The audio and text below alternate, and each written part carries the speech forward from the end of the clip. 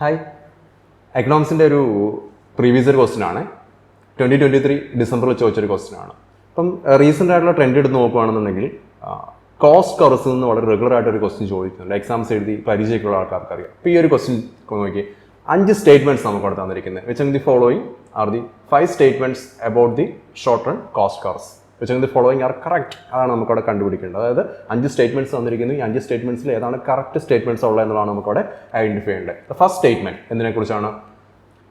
MC curve cuts both short run AC curve and ABC curve at their lowest point എന്നാണ് പറഞ്ഞിരിക്കുന്നത്. MC curve AC curve ABC curve intersect ചെയ്യുന്നത് ACയുടെയും ABCയുടെയും minimum പോയിന്റിലാണ്. അതാണ് first statement എന്ന് പറയുന്നത്. Second statement MC curve cuts AC from below but nothing can be said about the ABC. അപ്പോൾ correlation എടുത്ത് കഴിയുമ്പോൾ AC റിലേഷനിൽ MC curve AC curveനെ താഴെ നിന്ന് ഇന്റർസെക്ട് ചെയ്യും മുകളിലേക്ക്, എന്നാൽ ABCയുടെ കാര്യത്തിൽ ഒന്നും പറയത്തില്ലെന്നാണ് അവിടെ പറഞ്ഞിരിക്കുന്നത്. And then third statement the distance between TC total cost and total variable cost gets reduced as quantity increases. നമ്മൾ പ്രൊഡക്ഷൻ നടത്തി 1 നിന്ന് 2ലേക്കും 3ലേക്കും 4ലേക്കും ഫോർവേഡ് മൂവ് ചെയ്യുമ്പോഴത്തേക്കും distance between TC and TVC കുറഞ്ഞു വരും എന്നാണ് സ്റ്റേറ്റ്മെന്റിൽ പറഞ്ഞിരിക്കുന്നത് എന്നുള്ളതാണ്. ഓക്കെ, ആൻഡ് ദെൻ അടുത്ത സ്റ്റേറ്റ്മെന്റ്, ഇത് ഒരുപാട് കുട്ടികൾ എന്നോട് പല പ്രാവശ്യമായിട്ട് പല ഫോംസിൽ ഡൗട്ട് ചോദിച്ചിരിക്കുന്ന സ്റ്റേറ്റ്മെന്റ് ആണ്. Average fixed cost AFC is asymptotic to cost axis. Yes, അത് വളരെ നന്നായിട്ട് നമുക്ക് പഠിക്കേണ്ടതാണ്. ഇപ്പോഴത്തെ ചേഞ്ച് ചെയ്ത് വന്നിരിക്കുന്ന ക്വസ്റ്റ്യൻ പാറ്റേണിൽ ഇങ്ങനെയുള്ള ക്വസ്റ്റ്യൻസ് ചോദിക്കുമ്പോൾ നമുക്കുള്ളൊരു ബേസിക് അവയർനെസ് വളരെ ഇമ്പോർട്ടൻ്റ് ആണ് എന്നുള്ളതാണ്. ആൻഡ് ദെൻ അഞ്ചാമത്തെ ക്വസ്റ്റ്യൻ ഒരുപാട് പ്രാവശ്യം ഇത് പരിചയമുള്ള ആൾക്കാർക്ക് അറിയാം, ചോദിച്ചിട്ടുള്ള പോയിന്റാണ് average cost curve is U shape. അപ്പോൾ 5 സ്റ്റേറ്റ്മെന്റ്സ് തന്നിരിക്കുന്നു. And then you have to consider these all 5 statements and അതിൽ നിന്ന് കറക്റ്റ് ആയിട്ടുള്ള സ്റ്റേറ്റ്മെന്റ്സ് നമുക്ക് എന്ത് ചെയ്യണം? ചൂസ് ചെയ്യണം. നമുക്ക് 4 ഓപ്ഷൻസ് നമുക്ക് അവിടെ അവൈലബിൾ ആണ്. A, C, D and E only, that's A option. B, C and E only, that's B option. And then A and E only, that's C option. And then D, E, A only, അതാണ് D options നമുക്ക് തന്നിരിക്കുന്നത്. അപ്പോൾ ഈ 5 statements നമുക്ക് എന്ത് കണ്ടെത്തണം? Correct ആയിട്ടുള്ള statements എത്രയാണോ ഉണ്ട് എന്നുള്ളത് നമുക്ക് കണ്ടെത്തണം. അതിന്റെ റീസൺസ് നമുക്ക് നോക്കണം എന്നുള്ളതാണ്. അപ്പോൾ നോക്കിയാലോ, ഒന്നാമത്തെ സ്റ്റേറ്റ്മെന്റ് നമുക്ക് പറഞ്ഞിരിക്കുന്നു MC curve cuts both AC and ABC at their lowest points. Absolutely correct ആയിട്ടുള്ള സ്റ്റേറ്റ്മെന്റ് ആണ്. അതായത് എക്കണോമിക്സ് പഠിച്ചിരിക്കേണ്ട സ്റ്റുഡൻസ് ഏറ്റവും ബേസിക് ആയിട്ട് അറിഞ്ഞ റൂൾസിൽ ഒന്നാണ് ഈ പറഞ്ഞിരിക്കുന്നത് AC-MC റിലേഷൻ. AC-MC റിലേഷനിലെ ഈ പറഞ്ഞിരിക്കുന്ന ബേസിക് റൂളുകളിൽ ഒന്നാണ് ഇത് പറഞ്ഞിരിക്കുന്നത്. MC കർവ് എപ്പോഴും AC കർവിനെയും ABC കർവിനെയും ഇന്റർസെക്ട് ചെയ്യുന്നത് അത് AC കർവിന്റെയും ABC കർവിന്റെയും മിനിമം പോയിന്റിലായിരിക്കും. ഇത് കണ്ടോ, ഇതൊരു ബേസ് റൂളാണ്. ഇത് ഒരിക്കലും മാറില്ല എന്നുള്ളതാണ്. MC ഈക്വൽ ടു AC അല്ലെങ്കിൽ MC ഈക്വൽ ടു ABC എന്ന് പറയുന്നതാണ് AC കർവിന്റെയോ ABC കർവിന്റെയോ സീറോ ഗ്രേഡിയന്റ് എന്ന് പറഞ്ഞിരിക്കുന്നത്. അതായത് AC കർവിനും ABC കർവ് അതിന്റെ മിനിമം പോയിന്റിൽ വരുന്ന എവിടെയാണോ MC കർവ് AC കർവിനും ABC കർവിനും ഇന്റർസെക്ട് ചെയ്യുന്നത് അതായിരിക്കും അതിന്റെ മിനിമം പോയിന്റ് എന്നുള്ളതാണ്. അതിനാണ് പറഞ്ഞിരിക്കുന്നത്. കണ്ടോ? സോ അപ്പോൾ നമുക്ക് എടുത്തു നോക്കാം. ഒരു ആവറേജ് കോസ്റ്റ് കർവിന് 3 ഗ്രേഡിയന്റ് ആണുള്ളത്. നെഗറ്റീവ് ഗ്രേഡിയന്റ്, ഇത് കണ്ടോ, ഈ കുറഞ്ഞു വരുന്ന ഈ ഒരു സംഭവം ആവറേജ് കോസ്റ്റ് കുറഞ്ഞു വരുന്നത്. പിന്നെ സീറോ ഗ്രേഡിയന്റ്, പിന്നെ ആവറേജ് കോസ്റ്റ് കൂടി പോകുന്നു എന്നുള്ളതാണ്. അപ്പം ആവറേജ് കോസ്റ്റിന്റെയും ആവറേജ് വേരിയബിൾ കോസ്റ്റിന്റെയും മിനിമം പോയിന്റ് ഏതാണ് അല്ലെങ്കിൽ സീറോ ഗ്രേഡിയന്റ് ഏതാണ്? ഒരൊറ്റ ആൻസറേ ഉള്ളൂ. എവിടെയാണോ MC കർവ് AC കർവിനെയും ABC കർവിനെയും ഇന്റർസെക്ട് ചെയ്യുന്നത് അതാണ് AC കർവിന്റെയും ABC കർവിന്റെയും മിനിമം പോയിന്റ് എന്ന് പറയുന്നത്, സീറോ ഗ്രേഡിയന്റ് എന്ന് പറയുന്നത് അല്ലെങ്കിൽ ലോവസ്റ്റ് പോയിന്റ് എന്ന് പറയുന്നത്. യാതൊരു മാറ്റവും ഇല്ല. വളരെ കറക്റ്റ് ആയിട്ട് പഠിച്ചു വെച്ചോളാം. എക്സാം പെർസ്പെക്റ്റീവ് പഠിക്കുന്ന സ്റ്റുഡൻസ് ഓർക്കുക, AC MC ABC കോറിലേഷൻ വളരെ കൺസിസ്റ്റന്റ് ആയിട്ട് മൈക്രോ എക്കണോമിക്സ് ക്വസ്റ്റ്യൻ വരുന്നൊരു ഏരിയ ആണ് എന്നുള്ളതാണ്. ഓക്കെ, ഇനി നമുക്ക് ഇത് കണ്ടോ, ഇത് ഒരു യു ഷേപ്പാണ് ആവറേജ് കോസ്റ്റ് കർവിനുള്ളത്. അതുപോലെ തന്നെ യു ഷേപ്പാണ് ആവറേജ് വേരിയബിൾ കോസ്റ്റ് കർവിനുള്ളത്. ഈ കൊടുത്തിരിക്കുന്ന ഒരു ആവറേജ് ഫിക്സഡ് കോസ്റ്റ് കർവാണ്. ഏകദേശം ഒരു ഡൗൺവേർഡ് സ്ലോപ്പിംഗ് ആണ് ഷേപ്പ് അവിടെ വരുന്നതാണ്. നമുക്കിത് ആവശ്യം വരും മുന്നോട്ട് പോകുന്നതിന് ഈ ക്വസ്റ്റ്യൻ സോൾവ് ചെയ്യാനായിട്ട് എന്നുള്ളതാണ്. നമുക്ക് സ്റ്റേറ്റ്മെന്റ് ബിയിൽ പറഞ്ഞിരിക്കുന്നത് MC curve cuts AC from below but nothing can be said about the ABC. ഇപ്പം നമ്മൾ കണ്ട ക്വസ്റ്റ്യൻ തന്നെയാണ് ഇവിടെ റിപ്പീറ്റ് ചെയ്തിരിക്കുന്നത്. ഐ മീൻ ഇപ്പം നമ്മൾ കണ്ട സ്റ്റേറ്റ്മെന്റ് A തന്നെ വേറെ രീതിയിൽ പറഞ്ഞിരിക്കുന്നതാണ്. എയിൽ നമ്മൾ പഠിച്ച പോയിന്റ് ഇതാണ്. അതായത് MC curve AC കർവിനെയും ABC കർവിനെയും എങ്ങനെയാണ് ഇന്റർസെക്ട് ചെയ്യുന്നത്? അതിന് മിനിമം പോയിന്റ് താഴെ നിന്ന് മുകളിലേക്ക് ഇന്റർസെക്ട് ചെയ്യും. അത് ബേസിക് റൂളാണ്. അതിലൊരു മാറ്റവും ഇല്ല. അതായത് MC കർവ് AC കർവിനെയും ABC കർവിനെയും ഇന്റർസെക്ട് ചെയ്യുന്നതിന്റെ മിനിമം പോയിന്റിലായിരിക്കും. മിനിമം പോയിന്റ് എന്ന് പറഞ്ഞാൽ അതിന്റെ മീനിങ് എന്താണ്? MC curve cuts ABC curve from below. Exactly അതുപോലെ തന്നെയാണ് ABC കർവിന്റെ കാര്യം. അപ്പം ക്വസ്റ്റ്യനിൽ നമ്മളോട് പറഞ്ഞിരിക്കുന്ന ഓപ്ഷനിൽ nothing can be said about the ABC എന്ന് പറഞ്ഞിരിക്കുന്നത്. നോ, എന്താണോ AC ആപ്ലിക്കബിൾ ആയിട്ടുള്ള അത് തന്നെ ഈ പറഞ്ഞിരിക്കുന്ന MC ABC കോറിലേഷനിലും ആപ്ലിക്കബിൾ ആയിരിക്കും എന്നുള്ളതാണ്. ഓക്കെ, MC കർവ് AC കർവിനെ താഴെ നിന്ന് മുകളിലേക്ക് ഇന്റർസെക്ട് ചെയ്യും മിനിമം പോയിന്റ്. അതുപോലെ തന്നെയാണ് MC കർവ് ABC കർവിനെയും താഴെ നിന്ന് മുകളിലേക്ക് ഇന്റർസെക്ട് ചെയ്യും. അപ്പം നമുക്ക് പറഞ്ഞിരിക്കുന്ന ഈ സ്റ്റേറ്റ്മെന്റ് തെറ്റാണ്. കാരണം എന്ന് പറയുന്നത് nothing can be said about the ABC എന്ന് പറയുന്ന സ്റ്റേറ്റ്മെന്റ് പാർഷ്യലി റോങ് ആണ്. അപ്പോൾ പാർഷ്യലി കറക്റ്റ് ആണ്. MC curve cuts the AC from below, yes that's fine, അത് കറക്റ്റ് ആണ്. പക്ഷേ പാർഷ്യലി റോങ് ആണ് എന്ന് പറഞ്ഞിരിക്കുന്നത്. But nothing can be said about the ABC എന്ന് പറയുന്നത് റോങ് ആണ്. You can absolutely say out something. എന്താ അവിടെ പറയാൻ സാധിക്കുന്നത്? This is not the rule.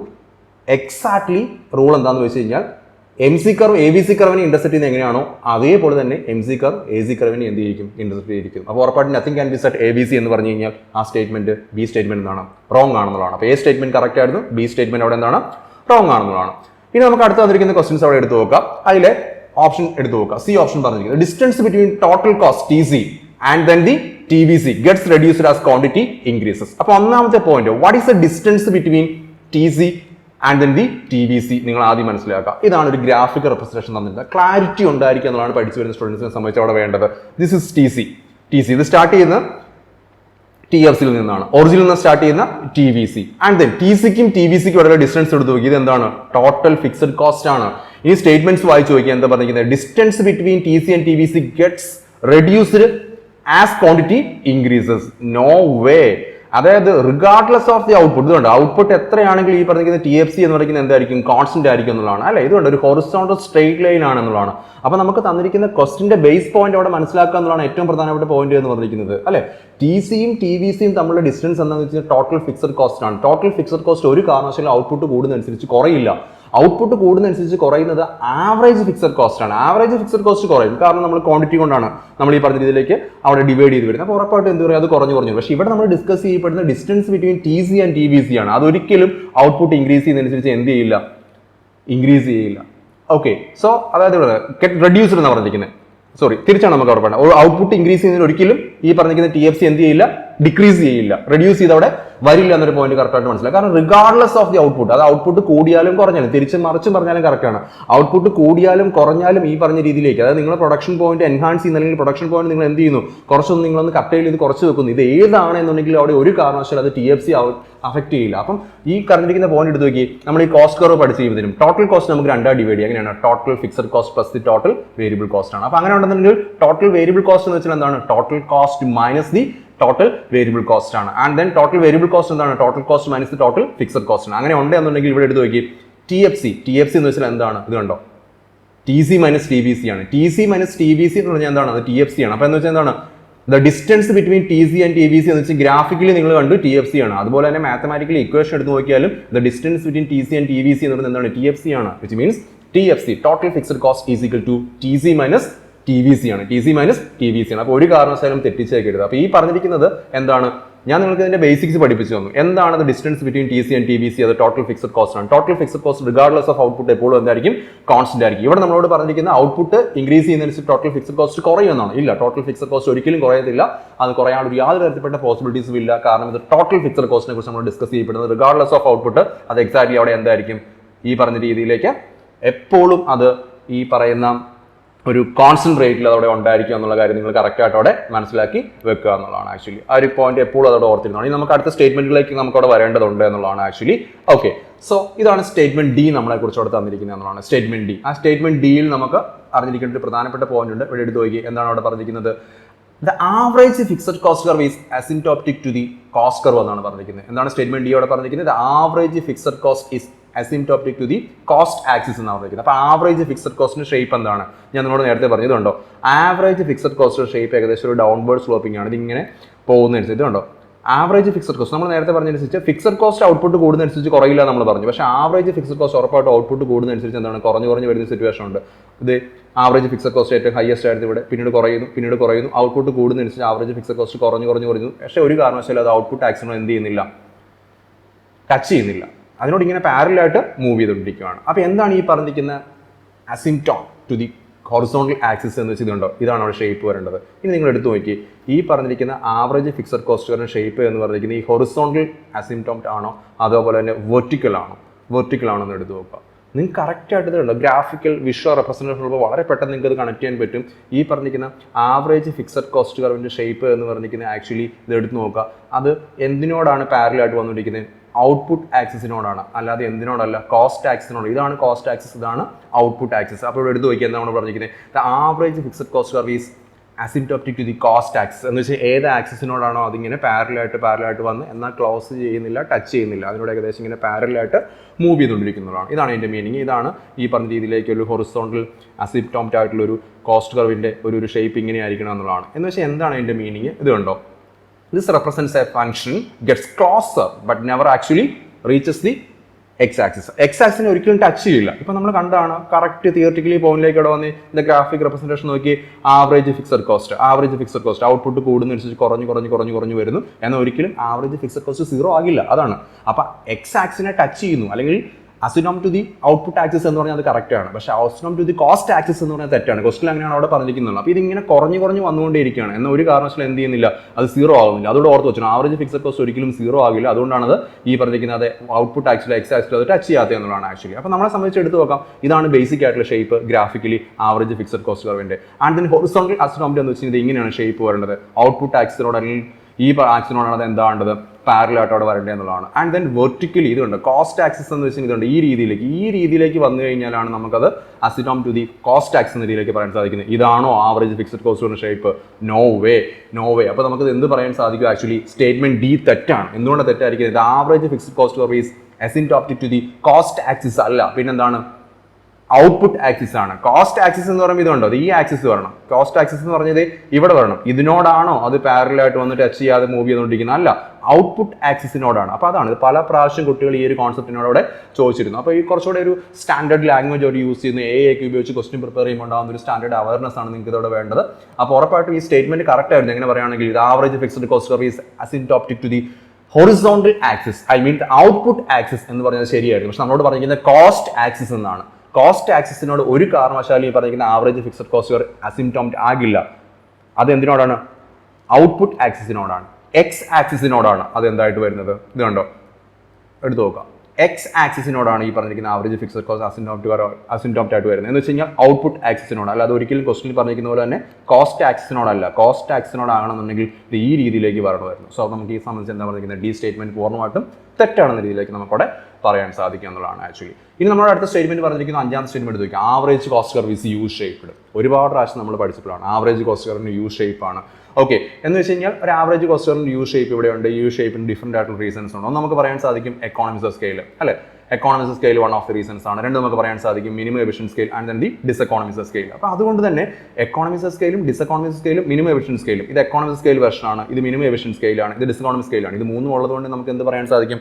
Average cost curve U shape ആണെന്നുള്ളതാണ്. ലോ ഓഫ് വേരിയബിൾ പ്രൊപ്പോർഷൻ അവിടെ ആപ്ലിക്കബിൾ ആയിട്ട് വരുന്നത് എന്നുള്ളതാണ്. ഒരു ആവറേജ് കോസ്റ്റ് കർവിന് എപ്പോഴും യു ഷേപ്പ് ആയിരിക്കും. നെഗറ്റീവ് ഗ്രേഡിയന്റും സീറോ ഗ്രേഡിയന്റും പോസിറ്റീവ് ഗ്രേഡിയന്റും അവിടെ ഉണ്ടായിരിക്കും. ഈ പറഞ്ഞ രീതിയിലേക്കുള്ള യു ഷേപ്പിന് വൺ ഓഫ് ദി റീസൺസ് എന്ന് പറയുന്നത് നെഗറ്റീവ് ഗ്രേഡിയന്റ് റീസൺ എന്ന് പറയുന്നത് എക്കോണമിക്സ് സ്കെയിലാണ്. പ്രൊഡക്ഷൻ നടത്തി മുന്നോട്ട് പോകുന്ന ആവറേജ് കോസ്റ്റ് കുറഞ്ഞു വരുന്ന എക്കോണമിക്സ് ഓഫ് സ്കെയിൽ ഇതുണ്ടോ, വളരെ ഡീറ്റെയിൽ ആയിട്ട് നമ്മൾ പഠിക്കേണ്ട ഒരു കോൺസെപ്റ്റ് ആണ്. പല പ്രാവശ്യം എക്കോണമിക്സിൽ ക്വസ്റ്റ്യൻ ചോദിക്കുന്നതാണ്. പ്രൊഡക്ഷൻ നടത്തി മുന്നോട്ട് പോകുന്നതിനനുസരിച്ച് ആവറേജ് കോസ്റ്റ് ആദ്യ ഭാഗങ്ങൾ കുറഞ്ഞു വരുന്ന ടെൻഡൻസി ഉണ്ടെന്നുണ്ടെങ്കിൽ അതിന് പറഞ്ഞ പേരാണ് എക്കോണമിക്സ് സ്കെയിൽ എന്ന് പറഞ്ഞിരിക്കുന്നത്. അടുത്ത എന്താണ്? Minimum efficient scale.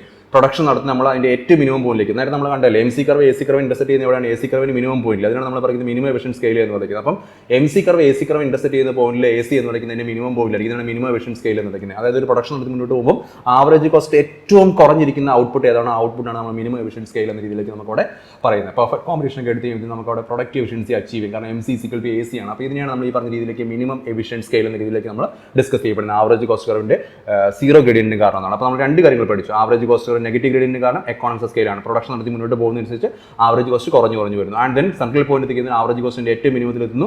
MC = AC ആണ്. ആവറേജ് കോസ്റ്റ് കർവിന്റെ സീറോ ഗ്രേഡിയന്റ് അല്ലെങ്കിൽ മിനിമം എഫിഷ്യൻ സ്കെയിലാണ്.